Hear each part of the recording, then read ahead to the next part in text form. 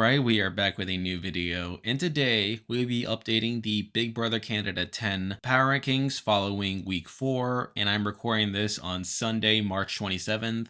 And once again, things changed between when I uploaded these Power Rankings and how the rest of the week played out. Targets changed, plans changed, and it just makes it hard for me to keep it up, but I am trying my best to sort of keep up with the state of the house. Not that I'm complaining or anything, as this has been a really fun season up to this point with a lot of dynamic gameplay, but that's just the nature of things as they are.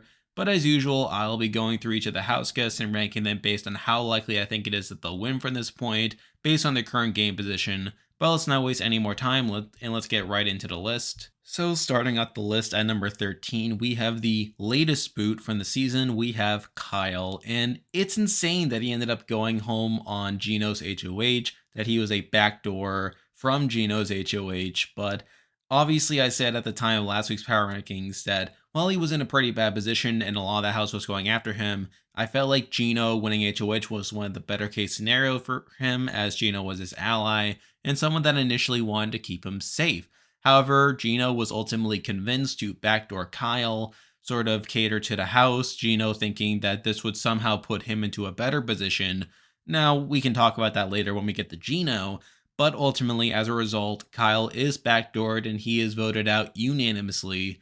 And overall, it's just sort of a wild ride for Kyle. He was a source of a lot of chaos in the season, despite seeming pretty well set up in the early weeks with him building the power structure around him. While he wasn't the core of the Savage Seven, he was pretty well positioned there, and he did some good work at building a core of him, Gino, Marty, even JC Lynn to a certain degree. He had a final two deal with Gino, and it seemed like he was pretty well set up to do well. I mean, he was also good at comps, and with him winning this HOH, it seemed like it would have solidified the power structure in his image so that he would be set up to do pretty well. But obviously, we saw how that turned out. He completely blew up his game, had arguably one of the worst HOHs in Big Brother Canada history, like completely ruined his position, made himself a house target moving forward. And despite his own ally winning HOH the following week, he was somehow convinced to backdoor Kyle as a way to potentially get into his favor, despite that not being in his best interest. And like I said, I feel like Kyle played a very actively bad game, but one that made for very entertaining television. But at the end of the day, it's not too surprising that he went up here despite being put up by his own ally. So because of that, he's here at number 13. And with that, we are now moving to the 12 people still in the game. And as usual, I'll be ranking them based on how likely I think it is that they'll win the game from this point based on their current game position. But on number 12, we have the person who is technically the most likely to be evicted this week, although I feel like they have more outs than certain other house targets at this point. And here we have Moose. And the main reason I have Moose here is because he is Jess's target right now. He is still on the block even after the veto. And there's definitely people that wouldn't mind getting rid of him. However, there's been momentum in recent days to where people may consider targeting Tanisha, as people see Tanisha as a potential threat moving forward. That's definitely something that can help Moose. So I don't think it's a guarantee that Moose is evicted per se, despite being the HOH's target, and especially now that we've had like people being willing to defy the HOH, as we saw with Kyle in the week that Stephanie went home. So like I said, I feel like Moose isn't a guarantee to go home. However, even if he does stay, I feel like there are potential for him to be targeted moving forward. I don't think too many people see him as someone they want to take all the way to the end. There was also the fight that he had with Betty, that where it seemed like he implied that Betty didn't deserve to be in the house, which turned Betty and Jess against him. So that's not particularly great. And again, at the end of the day, he is still the HOH's target, and that's definitely something that is going to harm him in these power rankings. If he is able to survive, he'll probably move up a couple spots, but with him being in a lot of danger right now, I can't have him too high, and because of that, I'm here at number 12. Now we're moving on to number 11, and this is someone who I never really felt great about as a player. Mind you, I think they have definitely avoided the block quite a bit, which is somewhat impressive on their end, but I'm just not feeling great about them as a player. And here we have Betty. And Betty's sort of in an interesting position because on one hand, she has been mentioned quite a bit as a potential pawn in multiple weeks now, where people have talked about putting her up as a pawn. people don't seem that particularly close to her, although that has been changing in recent days. And I feel like Betty herself is a very emotional player. We've seen her get into a number of confrontations, and I don't think that's really changed. I mean, we literally saw this not too long ago with her getting into a confrontation with Moose about her deserving to be in the house. And while Moose wasn't technically wrong in how Betty thought about him, I mean, it's still not a great look for Betty. And I feel like she, again, isn't likely to win, even if she gets to the end. I feel like that largely holds from this week. I don't think she really did that much to significantly benefit her game or at least improve her chances of winning. So because of that, I have her here at number 11. Now we're moving on to number 10, and we have someone who has kind of been declining in my estimation of them in recent weeks. Where last week I did drop them quite a bit as I felt like they were someone that could go up as a pawn. And this week we have her again as someone that who again could go up on the block, and here we have Tanisha. And similar to last week, Tanisha is a very likely option to go up on the block. Now, obviously, she didn't go up last week, but I feel like this week she is much more likely to. And the thing about her compared to last week is that I feel like this week she's definitely in more danger, where obviously Jessica is considering putting her up as a pawn. However, there are a number of people that would actually vote her out over Moose, as there's been this perception building in the house that Tanisha is a really strong player and people don't really trust Tanisha because she hasn't really been talking to her about game, which causes people to then assume that she's talking to other people about game, which in turn makes them feel on the outs with her and that Tanisha is someone that doesn't really benefit in their game. When in reality, Tanisha has been very passive and she hasn't been talking to anyone about game.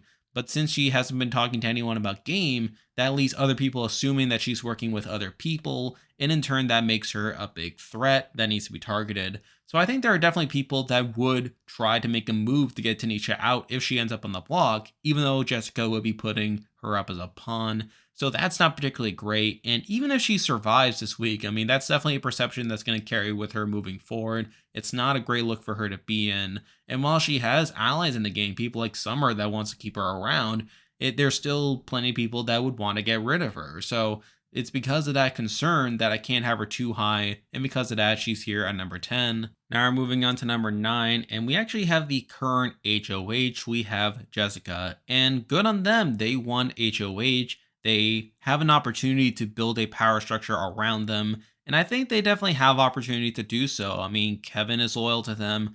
Josh, to a degree, is loyal to them, and we've seen them consider a number of options moving forward. However, I don't think they've handled this HOH particularly well, where we obviously see them go after Moose and Herman as potential targets. I don't think Herman's the worst target in the world for them, but Moose is someone who probably should have been held off for quite a bit longer, in my opinion.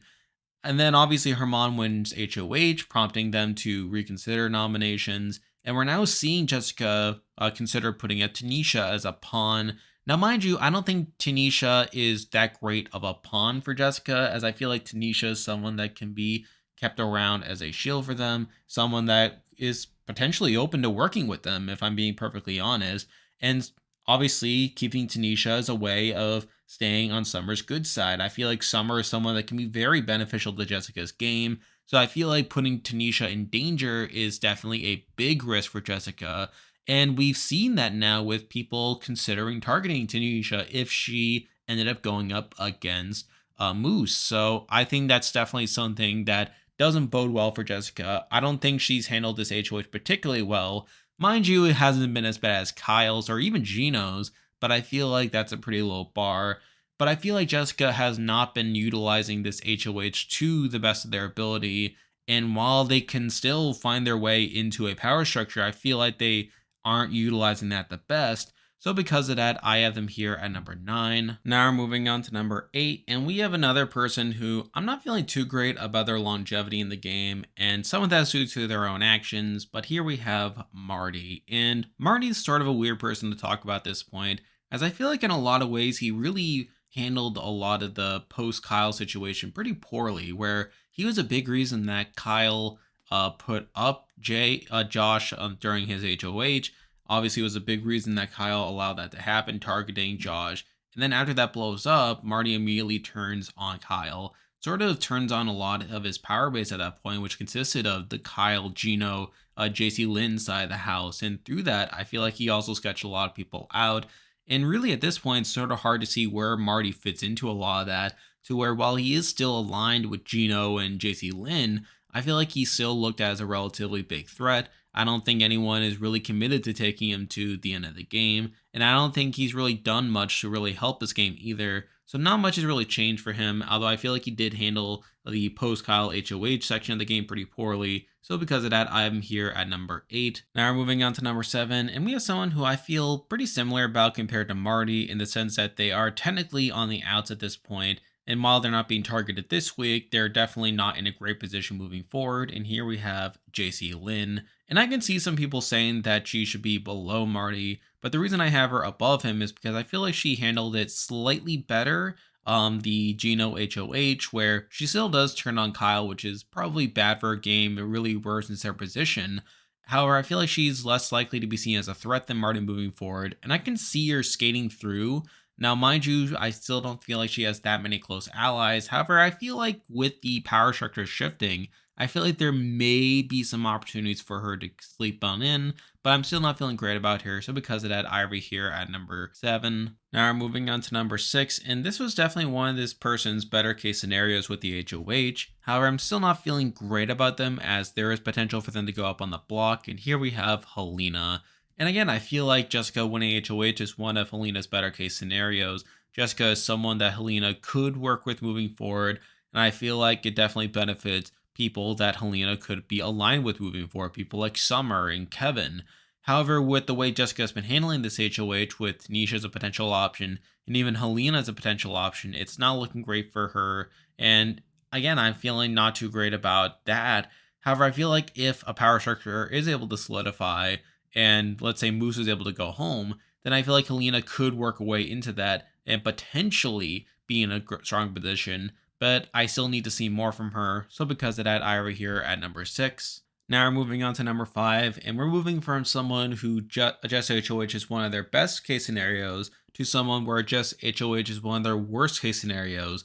But even so, they were able to work past it, and here we have Herman. And obviously Herman was a target this week, or at least a potential target, but obviously Herman is able to win the veto, able to use it on himself, and I feel like now obviously that puts him in a better position, and I feel like Herman definitely has ways to go, but even so, I feel like there are definitely people looking out for Herman. There are people that see him as a potential threat, someone that they can't completely trust, and I can see Tanisha being a way in which they could weaken Herman moving forward. So we're going to have to see the way the game shakes out. Obviously, if this power structure of Jessica, Josh, Summer, Tanisha, and Kevin forms, that sort of leaves Herman sort of in the middle, maybe in an awkward position there. So we're really have to see the way the HOHs shake out for Herman, but if he is able to get into his own power structure, rebuild a power structure similar to the one he had before, I feel like he could be very well suited for that. But with the current state of the house, it's not looking great for him. So because of that, I only have him here at number 5. Now we're moving on to number 4, and we have someone who's sort of similar to Herman in that they have definitely fallen from grace quite a bit, and they could still be on the outs for quite a bit. However, things are been going up a bit for him, and here we have Gino. And I'll say up front that I think the fact that Gino targeted Kyle this past week was a pretty bad move, in my opinion, as Kyle was his closest ally. And while he was on the outs at that point, and Kyle was considered a house target, I still feel like it was a mistake for Gino to target Kyle, or sort of give the house what he wants without really getting that much in return. So I feel like that was a pretty bad HOH and one that probably should have significantly weakened his position. And I still do think he's on the outs to a certain degree. However, the thing that has Gino above a lot of the other people just mentioned, like Marty and JC Lynn, is that I feel like Gino is more likely to be integrated into the new power structure. I feel like no one's really going after him right now, and I feel like Jessica is even considering him as a potential option to be integrated into a power structure. So I feel like even with him being sort of left on the outs right now, I feel like he can be brought in. And with him being able to win comps, I feel like that's something that can definitely benefit him. However, I can see people also saying he should be lower on the list, as the fact that he did put up Kyle during his HOH really demonstrates his lack of active gameplay, in my opinion, lack of strategic foresight. And I feel like that's definitely something that can really harm him moving forward. And I feel like if we see more evidence of that moving forward, he has a potential to move down more significantly. But it's the fact that not that many people are targeting him, and him just being in a pretty good position due to him being pretty likable is a big reason I have him this high at number 4. Now we're moving on to number 3, and I feel like these 3 people are the people who have technically benefited the most from Jessica winning HOH, and through that, a potential power structure forming. But at number 3, I feel like this person has the most potential to be targeted moving forward. And here we have Josh. And I actually think Josh did pretty well after being on the block during the Kylo HOH. I found it pretty impressive how he was able to garner sympathy. And through Kyle being this house target, people were willing to work with Josh. And I think Josh acclimated to that pretty well. And even at the start of the Jess HOH, I feel like he has been doing all right in that regard. And I feel like the new power structure is definitely something that can benefit Josh quite a bit. Now, the main thing that keeps him lower on this list is I feel like even through that, people are starting to recognize that Josh is a bit sketchier than some of these other people. And I feel like he hasn't played this round as well as the top 2 people, in my opinion. Even so, I feel like Josh has plenty of potential moving forward in the game. I feel like there are definitely opportunities for him to gain more power, especially if this power structure solidifies. So because of that, I have him here at number 3. Now we're moving on to number 2, and I feel like this top 2 is pretty definitive. I feel like these are 2 of the best games being played right now in the house. It's just a matter of the order, and I feel like number 2 is a bit more dependent on the current power structure. While I feel like both these players are pretty strong, I feel like this number 2 person is more so reliant on the current situations to remain the same. And here we have Kevin. And I feel like Kevin's been playing pretty well recently, where I feel like he has definitely ingratiated himself with a lot of the house, has really improved his position quite a bit. We saw that during the Kyle HOH week, where he was able to flip Marty's vote. And I feel like since then, he's really been in the center of this power alliance that's been forming with Jessica, Helena, Summer, Josh. And I feel like he's been improving his relationships with most of the house. Mind you, his relationship with Betty is still kind of iffy, but I feel like it's become a lot less of a serious threat for him. And I feel like Jessica winning HOH has been one of his better case scenarios. I feel like he's been able to navigate that pretty well, where he's effectively been able to convince people that he and Jessica are not close, with Jessica considering putting him on the block, when in reality they are pretty close and they've just been doing that to conceal their relationship. I feel like that's been going pretty well for him. And I feel like if this power structure is able to solidify, he's probably in the best position within that. I've been very impressed by him up to this point. However, I feel like the number 1 person isn't as reliant on that as Kevin is, but I'm still very impressed by the game Kevin's been playing. So because of that, he's here at number 2. And now at number 1, the person I think is playing the best game right now and the most likely to win is Summer. And again, I feel like Summer has been doing relatively well up to this point. Now, the main reason I have her at number 1 is that I feel like she's less likely to be targeted if this power structure is not the one that takes hold at the end of the day. And given how dynamic this season has been, that's definitely a possibility. Now, I don't think she's been playing this round as well as Kevin, but I still feel very strong about her position. I feel like not much has really diminished her game at the end of the day. Mind you, the Tanisha potentially going up as a target isn't great at the end of the day. However, I feel like if Tanisha is able to stay, then I feel like Summer is still going to be in a very strong position. And even if Tanisha does leave, I feel like few people will be suspecting Summer. And I feel like it's sort of interesting because people have been perceiving Tanisha and Summer as pretty opposite of what they actually are, where they see Summer as this pretty passive player, but one that they're all in with. While Tanisha seemingly is the one who is going around and not really playing the game, but is being perceived as the mastermind, when really it's the opposite. And I think the fact that people don't suspect Summer more is pretty impressive. So because of that, I feel like Summer, again, continues to impress me, and is the most likely person to win Big Brother Canada 10 right now for me, so she's number 1 on this list. And there we go, that will do it for this week's video. If you like this content, be sure to like and subscribe, it really helps out the channel. And like I said, I'll be continuing to make this content moving forward for Survivor 42 and Australian Survivor, as well as the other shows as they come up. Stay tuned for that. But for now, that is the video. See ya.